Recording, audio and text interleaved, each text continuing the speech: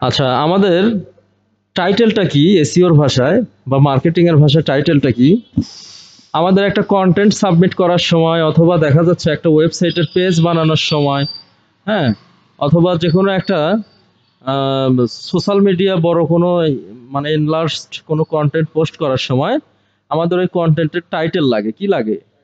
Title লাগে। Title ছাড়া হয় না। টাইটেল হচ্ছে একটা মানুষের হেড। ওই হেড দেখেই বোঝা যায় যে এই ব্যক্তিটা কে। হেড ছাড়া কি মানুষকে চেনা যাবে? হ্যাঁ, এখন চিনবে, হয়তো তার আত্মীয় স্বজন চিনতে পারে, কিন্তু অন্য মানুষ চিনবে না। তো ওই টাইটেলটা দেখে বোঝা যায় যে এই আর্টিকেলটা কি রিলেটেড। একটা আর্টিকেল, সেটা টাইটেল দেখে বোঝা যায় যে আর্টিকেলটা কি রিলেটেড। এখন আমরা তো অনেকেই জানি না যে আসলে টাইটেলগুলো কিভাবে নিতে হয়।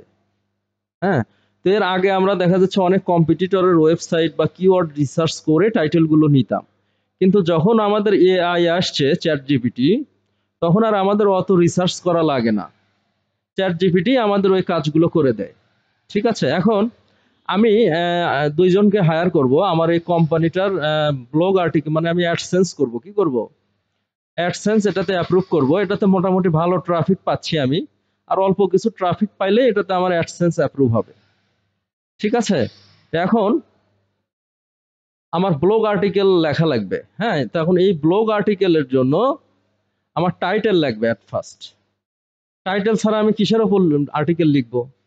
তাহলে প্রথম স্টেপ হচ্ছে ব্লগ আর্টিকেল পোস্ট করার আমার টাইটেল লাগবে। কি লাগবে? টাইটেল। তাহলে এখানে আমার সার্ভিস গুলো যেগুলো আছে সেগুলোর উপরে আমি টাইটেল নিব, তাই না? তাহলে ওয়েব ডিজাইন, প্রথম সার্ভিস কোনটা? Web design. তাহলে আমি যদি এখানে লিখি right 10 titles for web design blog posts. ঠিক আছে, টাইটেল শুড বি অফ।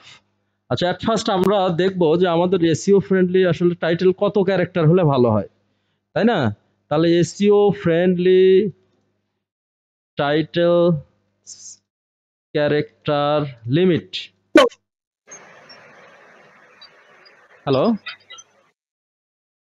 100 ভাইয়া, 100-র মধ্যে হলে ভালো হয়। না, এটা 50 থেকে 60। 50 থেকে কত? 60। ঠিক আছে, বেশি হলে এই যে এখানে কেটে যাবে, যে এই জায়গায় গুগল, এই যে এই জায়গাতে কেটে যাবে। এই টাইটেলটা তো বেসিক্যালি আমার এই এখানেও শো করবে, মেটা টাইটেল অর্থাৎ গুগলেও শো করবে। তো আমি যদি বড় করি তাহলে ওই 60 ওয়ার্ডের পরে বেসিক্যালি যেটা থাকে ওইটা গুগল কেটে রাখে, ডট ডট দিয়ে রাখে। হ্যাঁ, আচ্ছা, এখন আমি এখানে দিতে পারি যে title should be every title should be of maximum, maximum না দেই, 55 থেকে 60 ক্যারেক্টার দিই। ঠিক আছে, দিয়ে দিলাম। আচ্ছা, তাহলে এইভাবে আগে টাইটেল জেনারেট করতে হবে। কি করতে হবে? টাইটেল জেনারেট করতে হবে। তো এই টাইটেলগুলো নিয়ে, আচ্ছা, এখানে আমি আরো একটা কমান্ড দিতে পারি, সেটা হলো every topic should be very engaging and have high monthly searches. এটা আমি তোমাদের গ্রুপে দিয়ে দেই নাকি?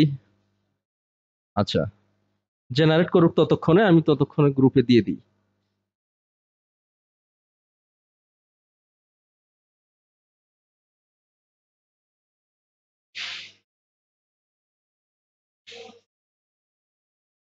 ঠিক আছে, এই যে 10টা টাইটেল আমাকে জেনারেট করে দিল, এগুলোর উপর আমি এখন আর্টিকেল লিখবো। কি লিখবো? আর্টিকেল লিখবো। আচ্ছা, আর্টিকেল লেখার পরের ধাপে গিয়ে আমি আর্টিকেলটা পোস্ট করব, তাই না? আচ্ছা, তাহলে এইভাবে আমরা মোটামুটি আর্টিকেলের যে টাইটেল, হ্যাঁ, বিভিন্ন আর্টিকেলের টাইপ আছে। Service based, informative, news article, social media article.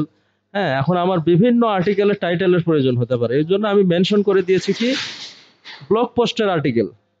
Blog পোস্টের যে টাইটেল, হ্যাঁ, ব্লগের আর্টিকেল সাধারণত ইনফরমেটিভ হয়, কোনো প্রোডাক্ট বেসড হয় না। ওই এআই কি করবে, চ্যাট জিপিটি অটোমেটিক্যালি ক্যাচ করে সে আর্টিকেলটা আমাকে লিখে দেবে।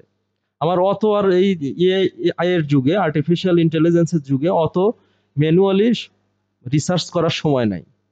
তুমি যেটা ম্যানুয়ালি রিসার্চ করবা একদিন লাগবে, চ্যাট জিপিটি সেটা তোমার কি 5 মিনিটে দিয়ে দেবে। এবং মোটামুটি তোমার আর এই রেজাল্ট আর তোমার ম্যানুয়াল রিসার্চের রেজাল্ট খুব বেশি ডিফারেন্ট হবে না। সুতরাং আমরা এই ধরনের কাজগুলোর জন্য চ্যাট জিপিটি বা এআই ইউজ করব। ক্লিয়ার? এভাবে আমরা ব্লগ আর্টিকেল লিখবো।